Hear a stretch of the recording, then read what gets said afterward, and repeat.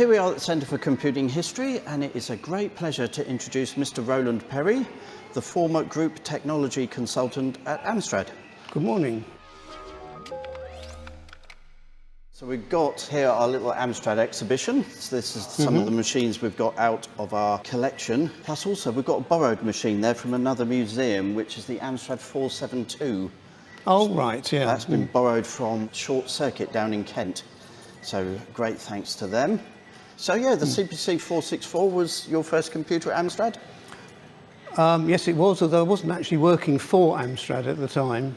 I was working for a consultancy company called Ambit, and we did almost all the 464 projects as external contractors.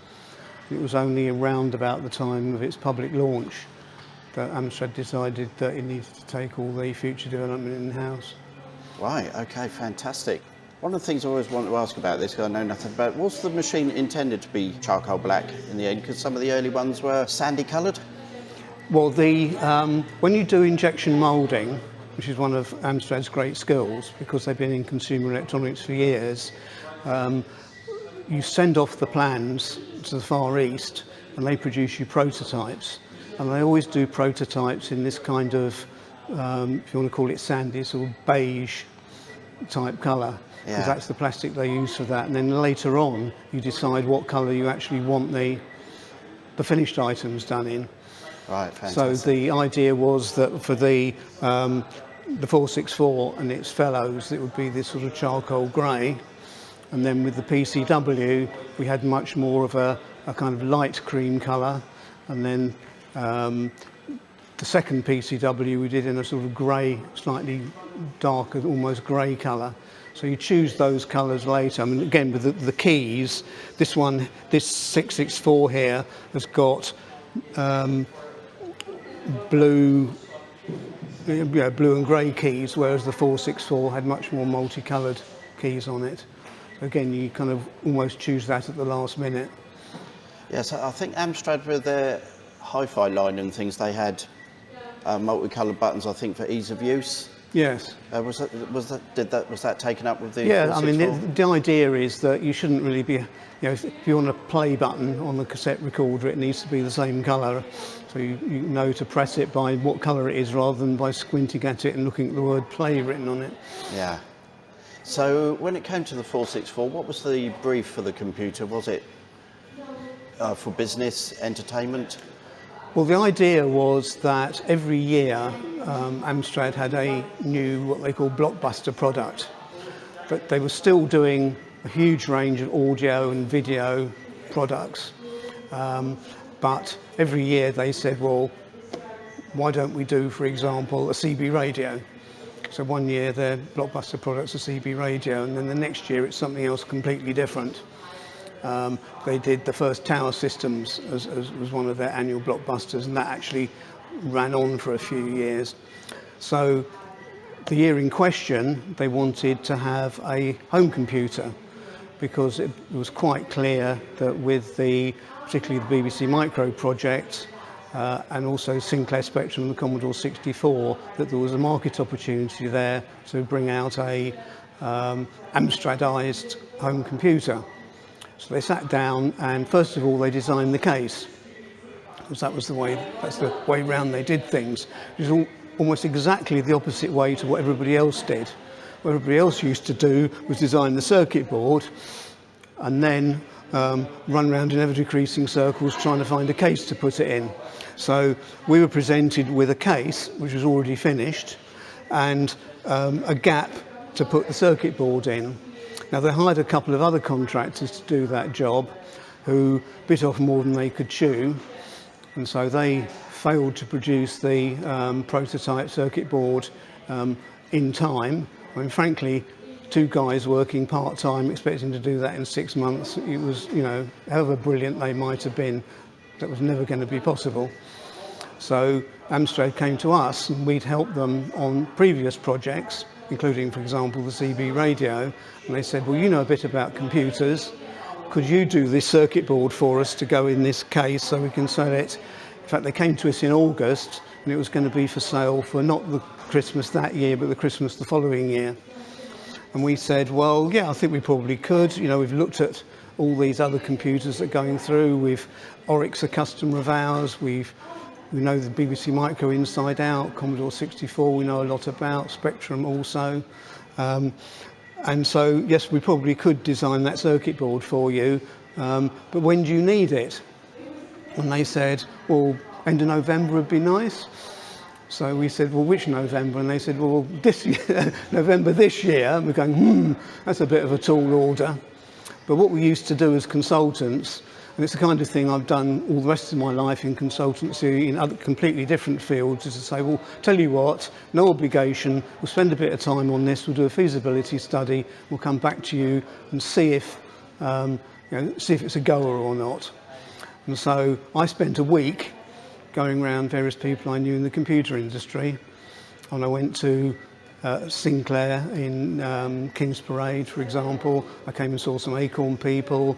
I went to see the people who were designing the QL at the time. I looked at two other designers that I knew more down in the West Country, designed home computers before, and said to all of them, what we need is a computer that's a bit like a Spectrum, a Commodore 64, a BBC Micro, but possibly less frills, but actually something we can manufacture cheaply and reliably in bulk and ship it through the high street. And so we eventually, at the end of the week, I found two sets of subcontractors who said, well, we're a bit of a loose end at the moment. There's a funny story there, because the software people were at a loose end because they were doing some software for a BBC microsecond processor, and the hardware for that had been delayed, so there was nothing that they could test their software on, so they were a bit of a loose end. And another group of people who'd done quite a lot of Z80 design work in the past said, well, we know Z80s inside out, we can design you that part of it. So we sat down in a pub in Dorking and sketched this out on the back of an envelope, but both of them said, well, one of your requirements for this is that it has a 6502 in it, because Amstrad had seen Apple and Commodore, I think, using 6502, and they'd flipped a coin and decided that was the processor that needed to be in there. But I had a set of people with some Z80 software and a Z80 hardware designer, so I had to go back to Amstrad and say, well, look, I think we can do this, but only if you convert it or accept the fact that it's going to be a Z80, not a 6502. And they very rapidly agreed. So that was my week's kind of free consultancy over. So I then spent the following week drawing up a proper engineering specification, because I was trained as an engineer at the Department of Engineering in Cambridge, and you have to do everything properly. So you have to do a proper spec, proper bill of materials, proper time chart for how long you think it's going to take. So at the end of the second week, I went back to them and said, this is the project, we think we can get it done, but we need the following resources. We're going to have, these people are going to charge you this amount of money, these people are going to charge you that amount of money, we as project managers are going to charge you this third amount of money. Can we get on with it? And I sent them that telex in those days on a Friday afternoon, and by Monday morning we'd got the go-ahead to do it. And then that's how the project, and then I'd foolishly estimated that I was going to spend half of my time, i.e. about 25 hours a week on this project. But within sort of almost overnight, I was spending 50 hours a week on the project, and continued to do so all the way through to, that was started in August, all the way through to November when we finished the project, at which point on the team, both in-house we'd recruited a few more people, contractors had recruited a few more people, so probably about 20 altogether working on the project at that time. And it was my job to tie all these people together, make sure there are no loose ends, and if the software people needed some hardware to test something on, that they got that delivered to them as soon as was humanly possible. The second part of the project, which we hadn't really quoted to do, to be perfectly honest, was to get 50 games ready for the public launch. Because what Amstrad knew was that you can't just put a computer into Dixon's and expect people to just play 2 or 3 games that are bundled with it, and then wait a year for all the software houses to play catch up and do games. So we had to convince a whole load of software houses, all the famous names from back then, to start writing games about a year before the computer was going to be put in the shops. And we had to convince them that it really was going to happen. We were a serious company, that we really were going to do that. And we provided them all with a prototype, which was a hand-built prototype, which had, for example, a gate array simulator on it, because gate arrays didn't arrive until, I don't know, about February. And we made about 45 of those eventually, and they were all in these prototype grey boxes that people will have seen pictures of. And I had a team of people whose job it was just to go around delivering those computers to people, helping them write their software. If anything broke down, bringing it back for us to repair it and then returning it to them. And everything we did immediately. So if somebody said, I need this to get on with my job, and it'd be handy to be there by lunchtime, and we made sure it was there by lunchtime. None of this, all right, what about the middle of next week? And we only ever got the project done because everything was done at this enormous pace that we managed to keep going. And it was all down to the really loyal, hard-working people on all these various teams, who, of course, by Christmas were just completely exhausted, but we'd done the job. Yeah, absolutely. The thing that I was amazed by with the Amstrad at the time, when one of my mates got one bought for him, it worked off of one plug. Oh, yes. So it was amazing that we could be playing on the computer and he could have his radio cassette plugged in at the same time, so we'd have music in the background. Yeah. So was that an early design decision? Yeah, that was one of the original briefs, was that it had to run off one plug. Well, that's fairly easy to do, because my team had nothing at all to do with the monitors. Okay, there was a black and white monitor and a colour monitor. Yeah. Those came from the consumer electronics part of Amstrad, who'd been producing very similar items, but with a label on the side that said portable television. So the colour monitors basically are existing 14-inch colour television with the tuner emitted from it, which you then plug into the keyboard. And because there's quite a hefty power supply inside the monitor to drive all the TV electronics, you can easily pull out enough 5 volts from that to run the keyboard. Yeah. So you end up with that one plug, and the answer is, and I was talking to some people recently who said, oh yes, that makes sense, is you buy the computer, you take it home, you give it to little Johnny to play with, but you need him to be able to take it off to his bedroom to play with, and he hasn't got a TV in his bedroom because the house can only afford one television. And there it is in the living room, and Mum's watching Coronation Street on it. And so it has to be completely freestanding, and the one plug is a bit of a side effect on that. Yeah, excellent. So also in the cabinet there, we've got the 664. Yep. The short-lived. I think it was. There's all kinds of stories on the internet. It was either around for 6 months or 12 months. One of the big things with that, of course, is the 3-inch disc. How was it decided to come onto the 3-inch format? Well, one of the things, again, was in the original brief and moulded in the plastic on the very first prototype we ever saw, is an expansion port on the back, which I think said floppy disk. And the reason for that is a promise to people that we would eventually produce a box to plug on the back and a floppy disk to go with it. As it happens, we leapfrogged that, and even at the launch, which was done in Westminster at Easter time, we had a prototype of the external disk drive and its controller. And you can just see, I think you can just see one of those hiding underneath there.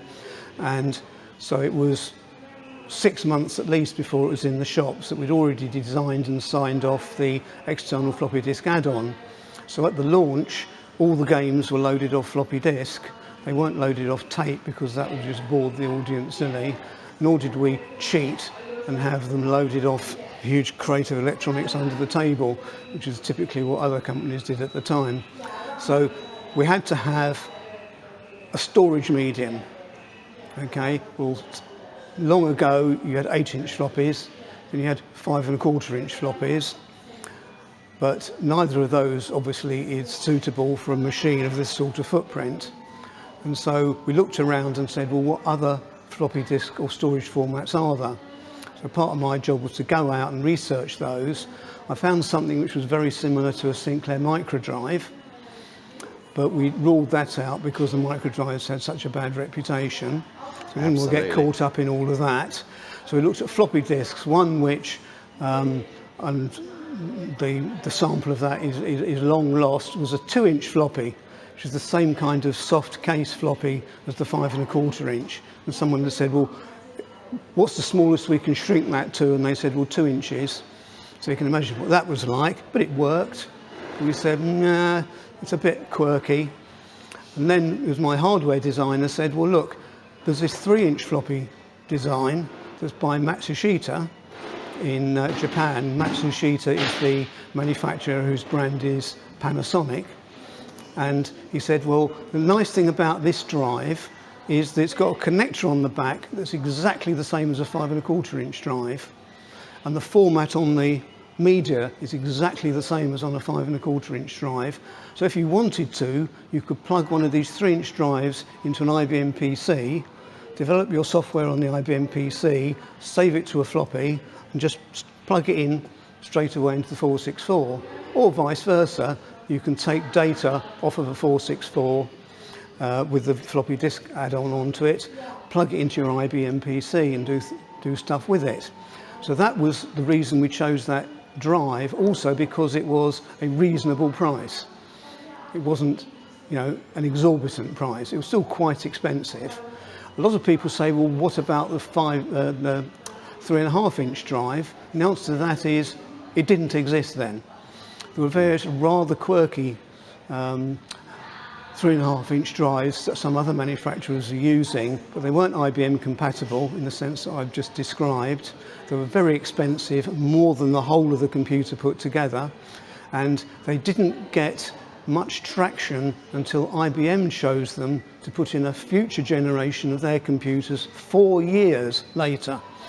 Wow. Okay, so people who were remembering the 3.5 inch drive and said, well, IBM chose that, then they've got their timeline a little bit confused. That was 4 years later.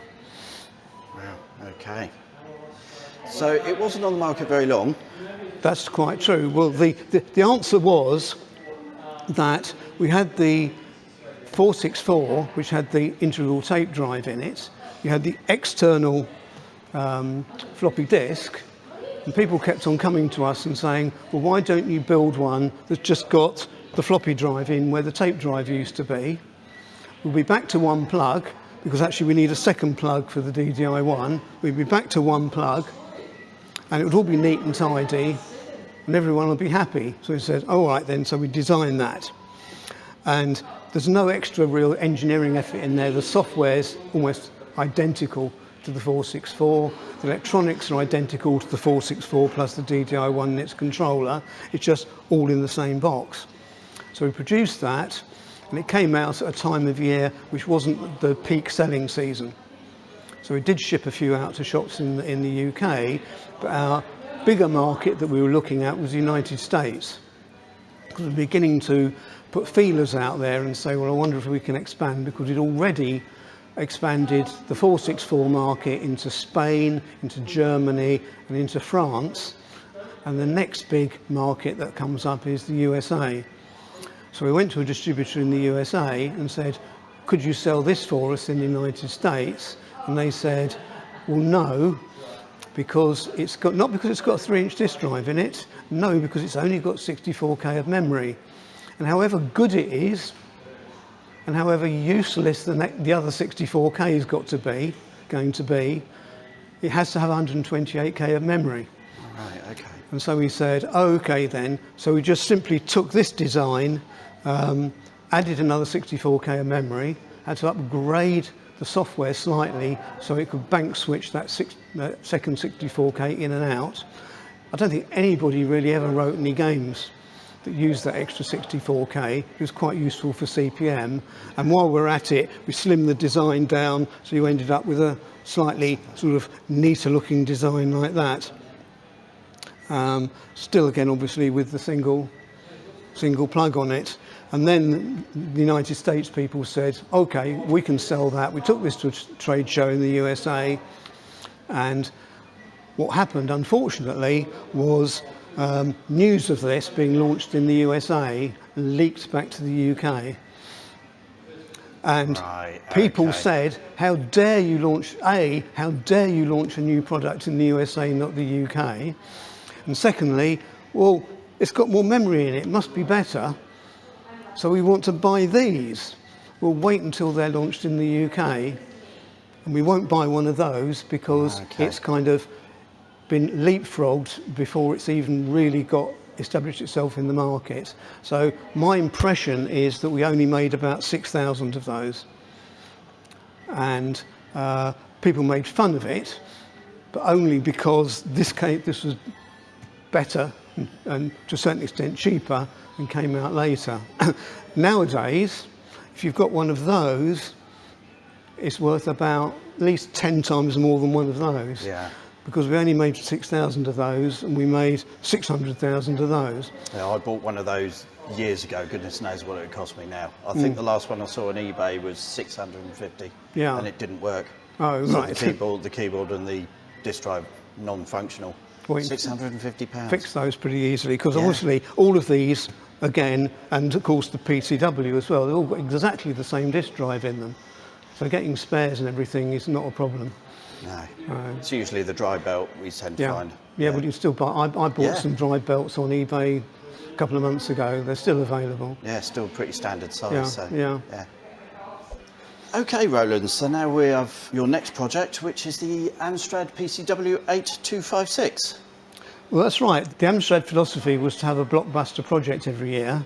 So the blockbuster product that we'd finished doing was the 464, and then the 664 and 6128 were kind of, quite easy developments from that. The blockbuster product the next year, which we were already beginning to design before the 464 was in the shops, was a word processor, standalone word processor. And it wasn't supposed to be a computer. It was supposed to be only a word processor, a typewriter replacement. So that was the spec we were given. Luckily, the same hardware and software people that I've been using on the 464 were very happy to do the development on this. They built up bigger teams on the back of the 464 project, so this bandwagon was beginning to roll. And so originally the pictures we were sent that were literally drawn on the sort of back of a beer mat by Lord Sugar at the time was that it had the printer integrated in the top, okay, and it had a vertical screen. So it was much more like some of the Macintosh Lisa type computers. But we had a couple of changes to make to that. The first was we needed to use an affordable green screen on it, and those are all in landscape mode, not portrait mode, so we had to go back to a landscape screen. Although it's got more characters on it, it's got almost twice as many characters on it as a standard IBM or home computer screen's got on it, because it's got 90 columns and 32 lines. And the idea is that even though you can't do quite the whole of the vertical of an A4 document on it, you can do sort of half at a time, and it doesn't scroll from left to right, because typically a document that you're doing on a word processor is more than 80 characters long. They tend to be about 85, 86, 87, so 90 is just the right width on there. So here we are, we got the project designed. There's all sorts of things about it which are, again, were quite interesting at the time. We flipped the screen into inverse. Originally, it would have been the negative of that. And I looked at that and I thought, well, I'm not sure I particularly like that. And I don't know if this is going to play ball with me or not. Nah. I'm really looking for one of these to come down here. No, it's not going to do it. Anyway, so you get some drop-down menus here. It seemed to me that it'd be much more readable if it was this way round rather than the other way round. So I went to the software people and said, look, can we just try it the other way round? And so we did it the other way round, and everyone looked at it and said, oh, it is much better after all, jolly good. So that was a good sort of half an hour's work. The machine had 256K of memory, which was necessary because the word processor is quite a big piece of software. The word processor is not in a ROM on here, it's entirely loaded off the floppy disk. Also, there's enough memory there to have a bit of a RAM disk, so you can save documents backwards and forwards much quicker onto that rather than going to the floppy if you want. Anybody could typically, if you're using this as a typewriter replacement, you could typically get at least a month's worth of letters that you wrote on one of those, so that wasn't a problem. These, of course, that's the original, this is the Matsushita floppy disk format. It was designed to begin with so that it was sufficiently robust that you could literally just stick a postage stamp on it, write someone's address on that and stick it in a letterbox. Now, we never kind of brave enough to do that ourselves, so that's what it was designed for. That's why it's got this rigid case on it.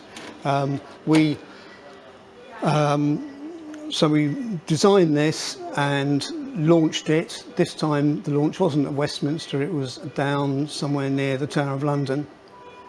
And we produced quite a comprehensive manual for it, all about, you know, what is word processing, how do you operate this particular word processing software. And still at that point, the idea was it's just a word processor. But people came to us and said, well, look, it's got a Z80 in it, it's got 256K of memory in it, surely you could run CPM on this if you tried hard. And we said, well, we probably could, but we don't want to, because this isn't a computer, it's a word processor. You can't run games on your electric typewriter. Why would you want to run games on your typewriter replacement? And why would you want to run CPM and a spreadsheet on your typewriter replacement? You can't run a spreadsheet on your electric typewriter. And they came back to us and said, oh, you know, talking nonsense here, it's got to have CPM. So we gave in eventually and said, okay, well, we'll ship CPM with it. And it turns out that that CPM unlocked quite a bigger market for it. In Germany, for example, they actually marketed it as a CPM machine with a word processor thrown in rather than the other way around. This product here was by far the most successful, I think, of the products we did at the time, because this sold probably 8 million, whereas all the different 464 sold maybe 3 million. So it sold like hotcakes. I could tell you lots and lots of stories about that. And later what we did was we added a second floppy disk drive here. That's just empty behind there. There's a second floppy disk drive there, some more memory, and that was the 9512. And to distinguish it from its little sister, that one, we didn't choose this beige colour for the plastic, we chose a slightly darker grey colour. Nice grey colour, yeah. Yeah, it's quite amazing to think that it took the Raspberry Pi to overtake it in sales for a British computer, all those years later. Well, it was in so many markets, okay, because what we did was, because it's a completely soft machine, okay, the software is entirely on the floppy disk, all the fonts are on the floppy disk, it's got a dot matrix printer, which means you can change halfway along a line from italic to bold to, you know, from 10 point to 12 points, and the word processing software took all of that into account. It's completely soft, and so we were able to translate it into French. Put an AZERTY keyboard on it and you've got a French word processor, which no one had really bothered to do for the French before. So they bought lots of them. Soon we translated it into German, we translated it into Spanish, we translated it into Danish, we translated it into Catalonian, not just Spanish, we also did Catalonian. Eventually, we probably did about 20 different versions of the software. And I had another whole sub-team of people doing the translation work. So you had to choose messages in the new language. You had to decide what the keyboard was going to be in that market. You had to translate the manual most of the time into that language, and the printer just took it all in its stride, because the printer has got no intelligence in it. It's just basically a set of solenoids going bing bing bing on the lead on the pins. So completely different to an Epson printer at the time, where you plug that into a serial port and all the fonts and all the intelligence is actually in the printer. There's in fact fewer chips inside this computer and its printer than a contemporaneous Epson printer just on its own. Wow. And that's one of the reasons why it's cheaper to make, is because the design is so elegant and so easy to produce. And that's what we strove for every time, was to make something that really worked and to do that affordably for the public. People then bought it, not just as a typewriter replacement in industry, which was sort of where we were expecting it to go in the first place, but lots of authors bought it and wrote their first novel on it. Vicars famously bought it and wrote their sermons on it.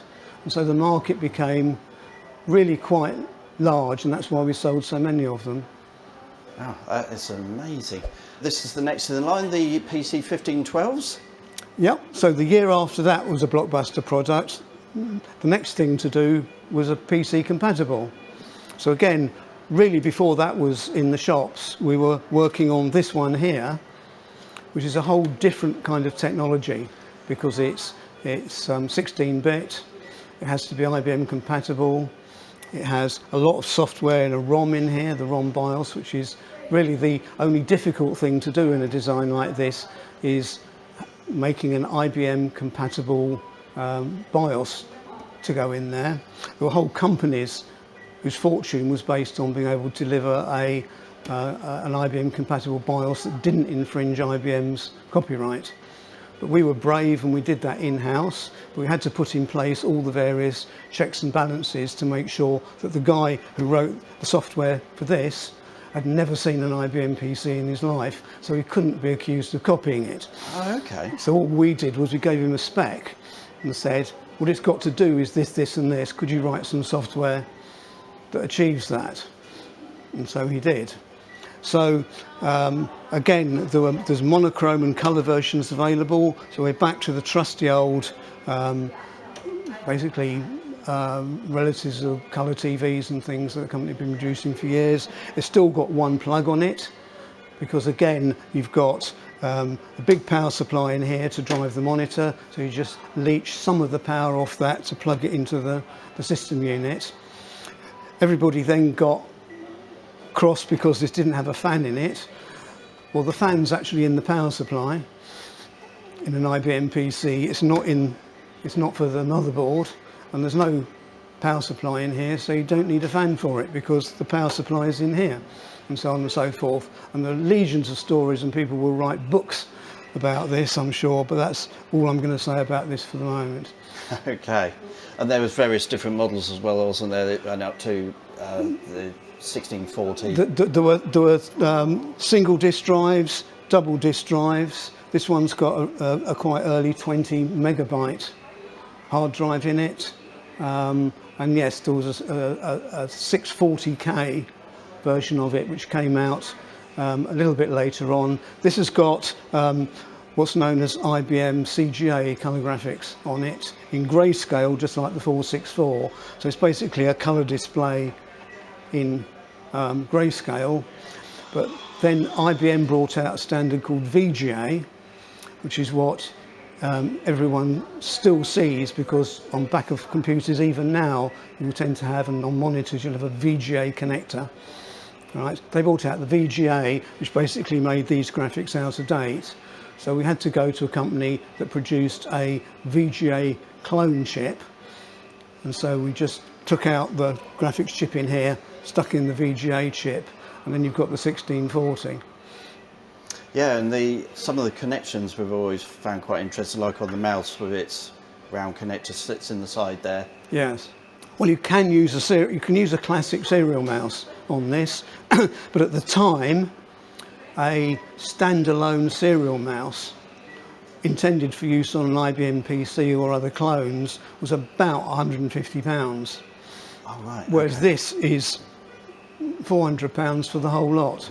So part of that includes the mouse. Again, if the mouse is there and if it's plugged in and it works, then what's anybody arguing about?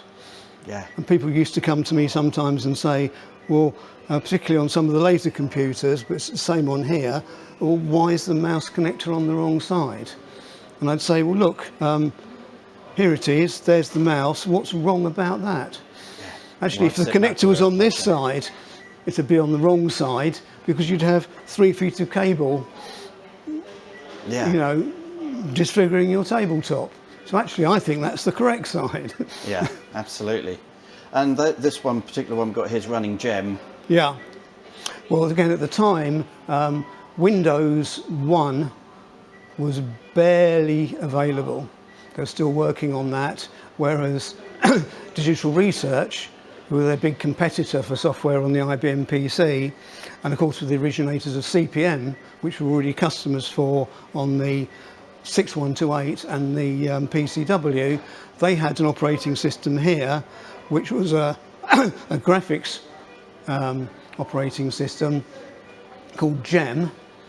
And so it was just natural for us to stick with a known product from a known company, so we put Gem on there, although in later years it became clear that Gem wasn't gaining market acceptance, so we had to start shipping Windows on the later machines, and we did do that. At the time, Microsoft did produce for me actually a copy of Windows 1 that ran in colour on a 1512 screen, but they only produced the one disc, and you know, that again is lost in the midst of time. But it was Windows 2 before we actually shipped it on Amstrad PCs. Or Okay. actually, it was Windows 2.1.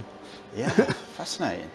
And also the hard disk in these plugged in on a card rather than being inserted. No, I don't think so. This one here, well, it has a disk controller card, Oh, which that's it, plugs yeah. into a socket, but that's the way it was done in those days. You didn't have the disk controller on the motherboard. Some people sold a full-length expansion card which had a hard drive on one end and the controller on the other end, Got in that one. and Yeah. plugged them into there. And that was the way that if somebody had bought a floppy disk version of this, they could go out and buy that card and plug it in and convert it themselves into a hard disk model, because it was quite difficult for the man in the street to buy a mechanism like this and the controller card that went with it. Shops simply didn't stock them, whereas they did stock these aftermarket hard drive on a card. So this is your diagnostic card that you think you might have written, produced in 2023. Does it still amaze you now that things still keep getting made for all these Amstrad machines all these years later? Well, no, it's not been made. I mean, someone has manufactured the cartridge. They've got hold of a copy of the ROM code Yeah. and put it in a cartridge, and they're now selling that for 20 quid on eBay, which is fair enough. But one of the things we did on every computer that I remember was we had a test ROM. This is the factory test part of it. So you've got the palette up there, and if there was anything wrong, because the electronics in here is basically the same as the 464. So if you put that palette test up there, then if, say, the red wasn't working on the motherboard, then it'd be immediately obvious.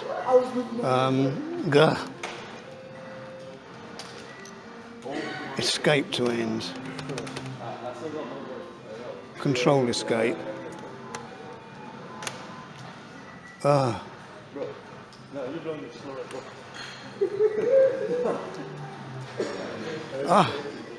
Anyway, so that's the menu there. Oh, 20%. You see, this will be the same test, I imagine.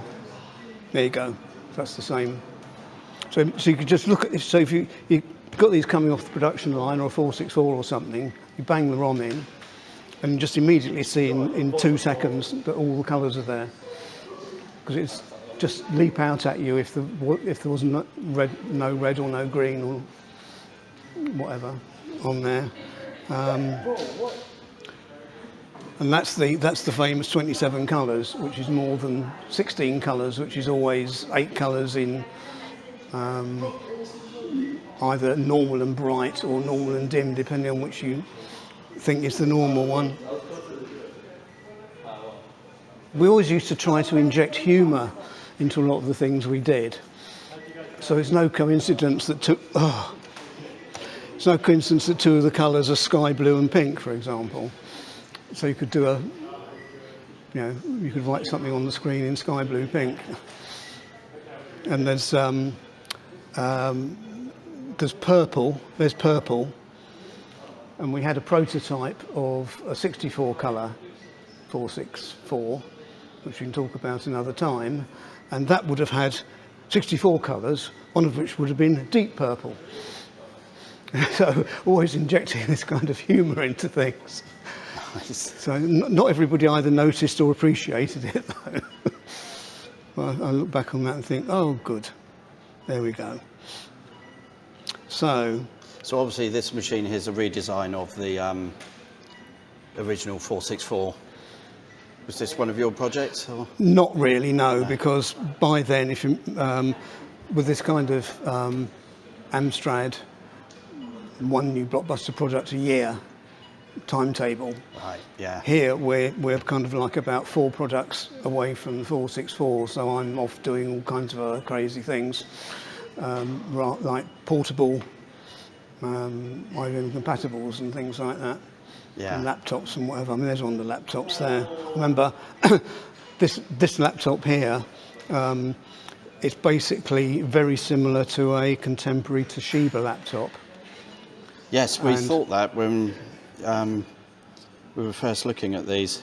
I mean, the case design is remarkably similar, is all I can say. We're not responsible for the shape of it.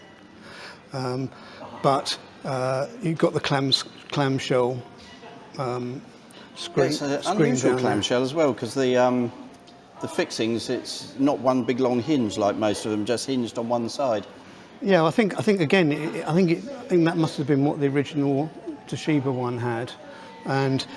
So this is basically a clone of it's a 286, basically a clone of a particular Toshiba model at the time, and just half the price, you know. So what's not to like? But I remember I was involved in the development of this probably about the same time as the GX4000 anyway was being done, and I can't do.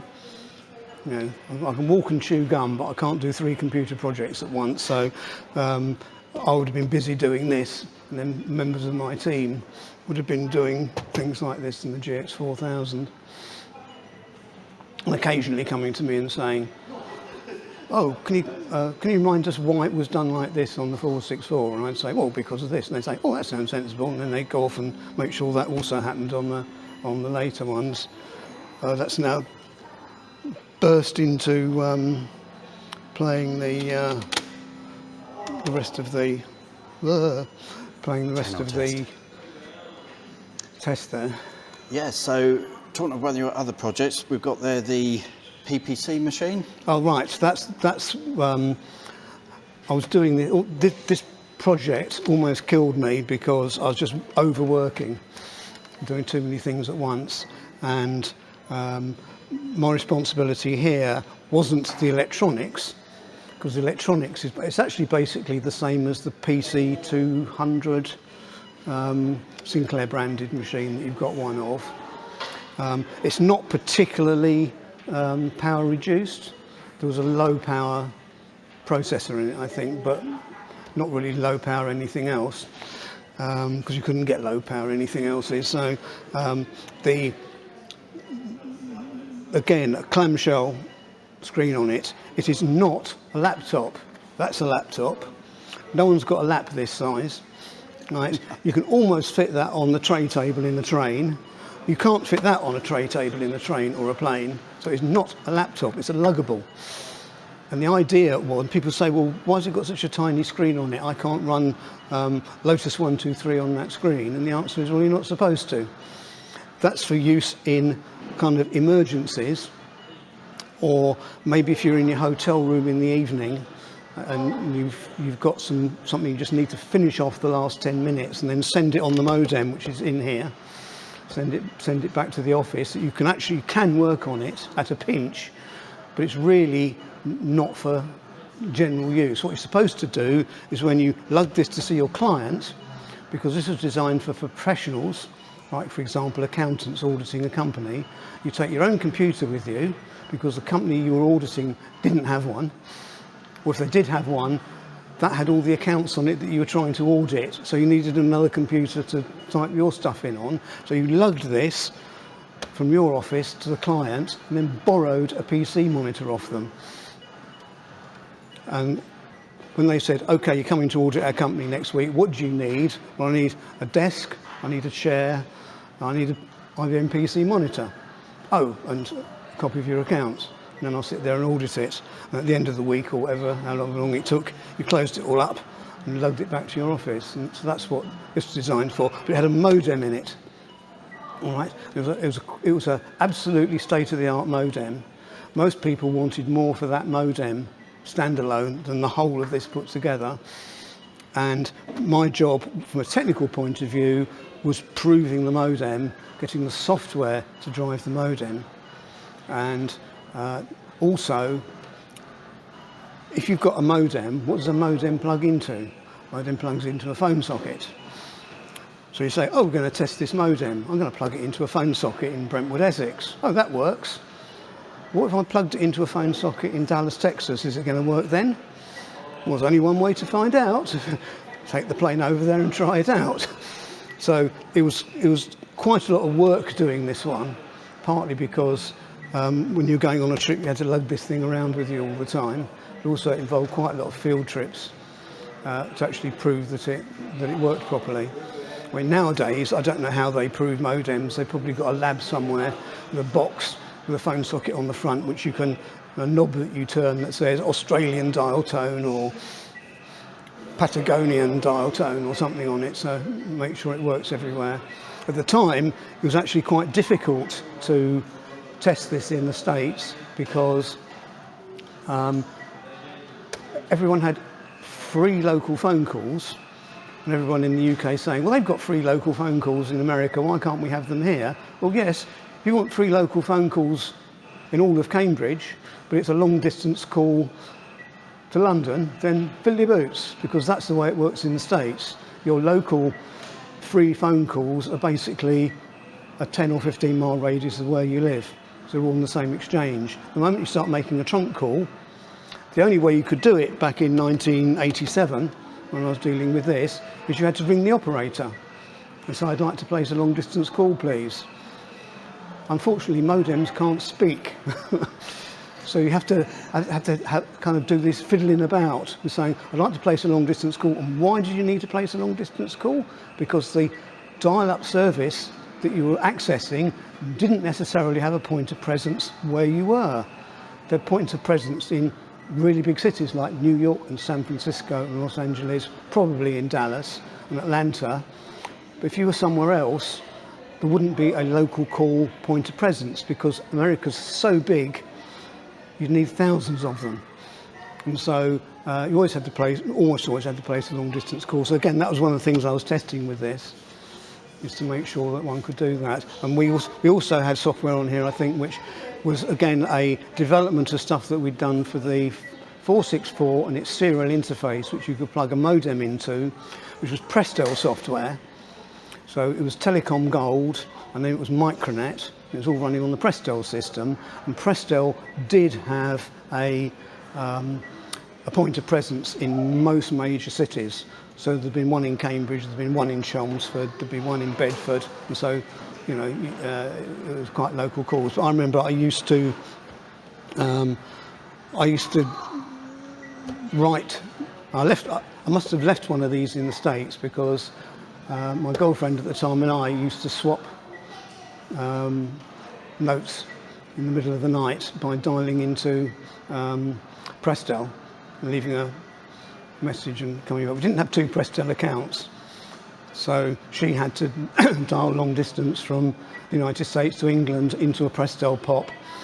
But you could download the things in a couple of minutes. It was $1 a minute in those days, which is about equivalent to $4 a minute today to do a transatlantic call.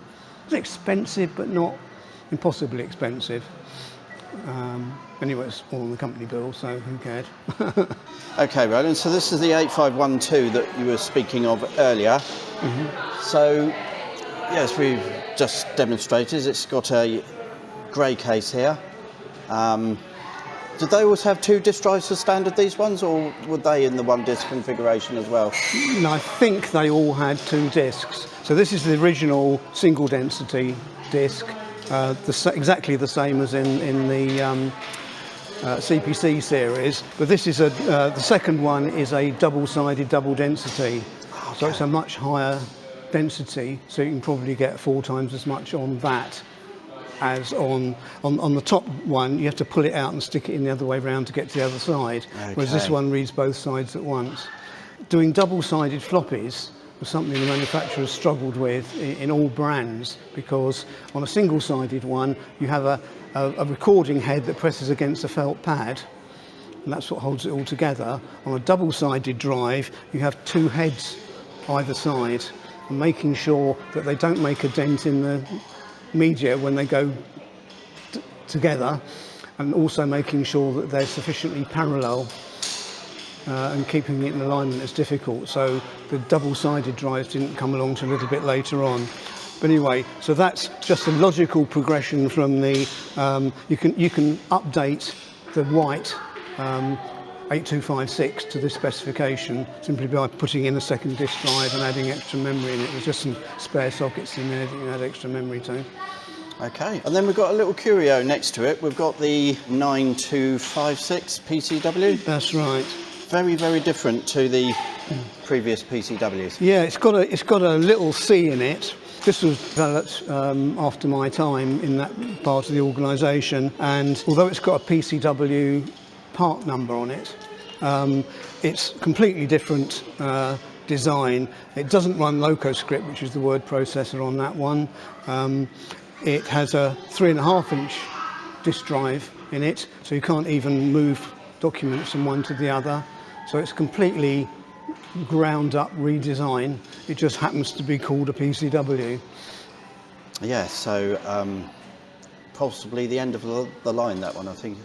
I think it could well have been. Yeah. But again, we're getting to the point now where I worked at Amstrad for about 8 years.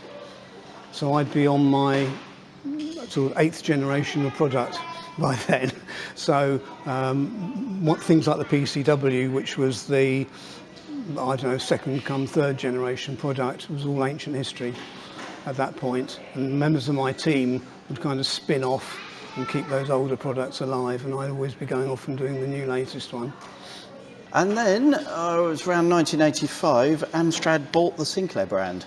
That's correct, yes. And we've got one just behind you there, which is the first of the Amstrad Sinclairs. Mm-hmm. Of course, they only bought the name, didn't they? The IP and the name, not the actual company.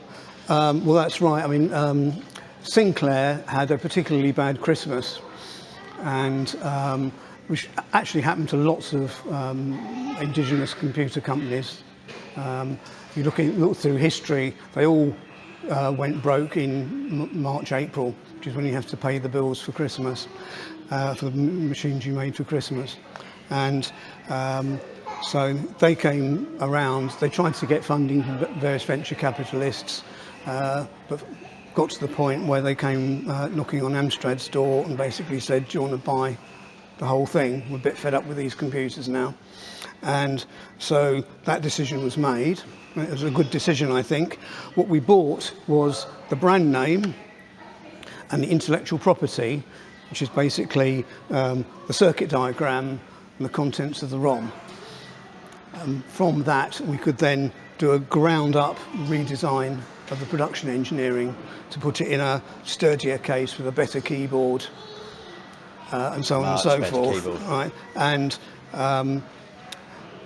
We also ended up inevitably with the intellectual property for and the brand name for the QL.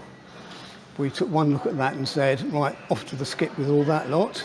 We also ended up with quite a lot of stock, because it wasn't literally just the intellectual stuff. They'd got a warehouse full of bits and pieces that hadn't made into computers yet, and we ended up buying those. So to that extent, I suppose you could say we did buy the whole company. And so, again, another one of the little jobs that we got to do was mopping up after that and saying, well, are there any of these components that we can resell to somebody else to do something completely different? And a lot of the QL chips ended up, the display controllers, they ended up in effectively Prestel terminals in Australia, of all things, because part of its character set was a Prestel compatible. So we did get some use out of some of those.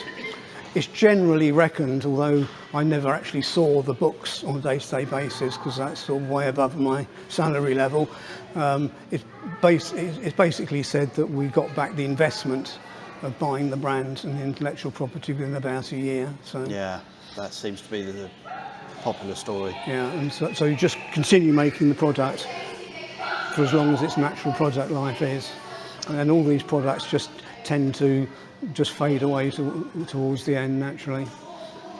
This one, not so much. You didn't have to do so much work on the Sinclair. Was that other people? Again, we hired just one ex-Sinclair engineer who gave his advice on what we should be doing in order to how does the spectrum work basically, and so we only had the one person, so we didn't need the rest of their team.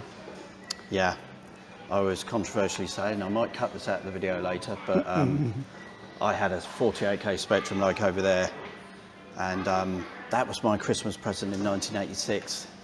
And it's got to be said to thank Amstrad for making the Spectrum reliable. It really was the case. It didn't overheat, it didn't, it loaded reliably. The only thing that I found missing from it was a tape counter, which was, seeing as the Amstrad CPC had a tape counter, that one didn't end up with one, but that might have been the Sinclair guy's decision, I don't know.